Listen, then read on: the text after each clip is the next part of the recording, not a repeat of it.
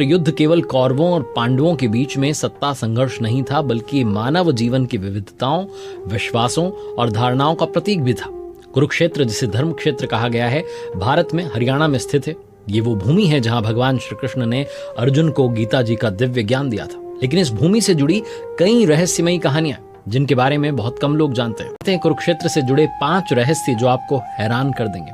सबसे पहले जो कथा है वो है छोटे भाई का वध, क्रूर संस्कारों वाली भूमि। महाभारत युद्ध का मैदान चुनने से पहले भगवान श्री कृष्ण ने विभिन्न दिशाओं में दूत भेजे ताकि ये पता लगाया जा सके कि कहां युद्ध करना उचित रहेगा। युद्ध केवल तलवारों की लड़ाई नहीं थी, बल्कि ये धर्म और अधर्म का निर्णायक संग्राम था। एक दूत ने लौटकर एक अजीब घटना सुनाई। कुरुक्षेत्र में 2 भाइयों के बीच विवाद हुआ।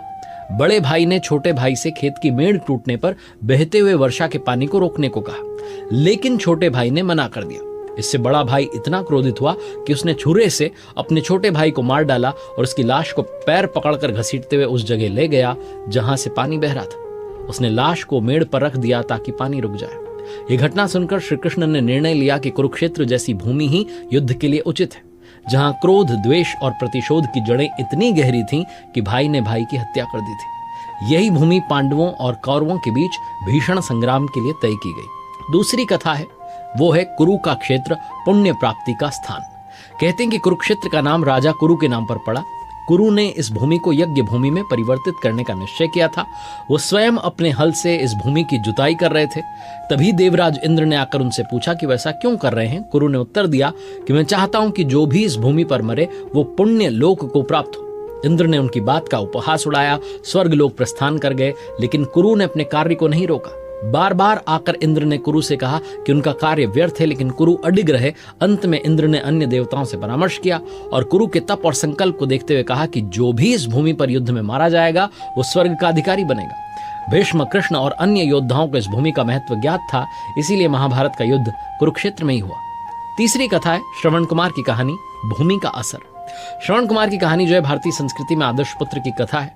श्रवण कुमार अपने अंधे माता पिता की सेवा में सदैव तत्पर रहते थे। जब उनके माता पिता ने तीर्थ यात्रा की इच्छा प्रकट की तो उन्हें कांवड़ में बैठाकर तीर्थ यात्रा पर ले जाने का संकल्प लिया। कई तीर्थों की यात्रा के दौरान एक स्थान पर उनके मन में अचानक विचार आया कि माता पिता को पैदल चलना चाहिए। उन्होंने कांवड़ उतार दिया और अपने माता पिता को पैदल चलने को कहा। माता पिता ने कहा, पुत्र इस भूमि को जल्द से जल्द पार कर लो। जब श्रवण कुमार ने उस भूमि को पार कर लिया तो उन्हें अपनी गलती का एहसास हुआ और उन्होंने अपने माता पिता से क्षमा मांगी। अंधे माता पिता ने कहा, पुत्र इसमें तुम्हारा दोष नहीं है। इस भूमि पर कभी मैं नामक असुर ने जन्म लेते ही अपने माता पिता का वध किया था। उस घटना के संस्कार अभी तक इस भूमि में विद्यमान है, इसी कारण तुम्हें ऐसी बुद्धि उत्पन्न हुई थी। चौथी कथा है कुरुक्षेत्र का महत्व, धर्म क्षेत्र का प्रभाव। महाभारत के वन पर्व में उल्लेख मिलता है कि कुरुक्षेत्र में आकर सभी लोग पाप मुक्त हो जाते हैं। जो व्यक्ति ये कहता है कि मैं कुरुक्षेत्र में निवास करूंगा, वो पुण्य प्राप्त करता है। यहां तक कि कुरुक्षेत्र की उड़ी हुई धूल के कण भी पापियों को परम पद प्रदान करते हैं। नारद पुराण में आया कि ग्रहों, नक्षत्रों और तारों को भी कालगति से नीचे गिरने का भय होता है, लेकिन जो व्यक्ति कुरुक्षेत्र में मरता है वो पुनः पृथ्वी पर जन्म नहीं लेता। 5वें रहस्य की बात करते हैं, कुरुक्षेत्र के महत्वपूर्ण स्थान, पवित्र तीर्थ और धरोहरें। कुरुक्षेत्र केवल युद्ध भूमि नहीं बल्कि धार्मिक और ऐतिहासिक महत्व से भरपूर स्थान है। यहाँ कई पवित्र तीर्थ और ऐतिहासिक स्थल है। पहला ज्योतिसर, जो गीता का उपदेश स्थल है। ज्योतिसर वो स्थान है जहाँ भगवान श्री कृष्ण ने अर्जुन को गीता का दिव्य ज्ञान दिया था।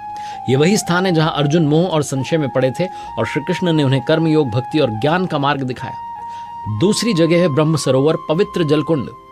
ब्रह्म सरोवर को पाप विमोचन का स्थान माना जाता है। यहाँ स्नान करने से जन्म जन्मांतर के पापों का नाश होता है। पौराणिक कथाओं के अनुसार ब्रह्मा जी ने सृष्टि की रचना इसी स्थान पर की थी। तीसरी जगह सन्निहित सरोवर, पितरों का तर्पण स्थान। सन्निहित सरोवर में स्नान करने से पितरों की आत्मा को शांति मिलती है। यहाँ अमावस्या के दिन हजारों लोग पितरों के तर्पण के लिए आते हैं। चौथी जगह भद्रकाली मंदिर, चंडी देवी का निवास। भद्रकाली मंदिर देवी दुर्गा के भद्रकाली रूप को समर्पित है। मान्यता है कि महाभारत युद्ध के पूर्व पांडवों ने यहाँ देवी मां की पूजा की थी।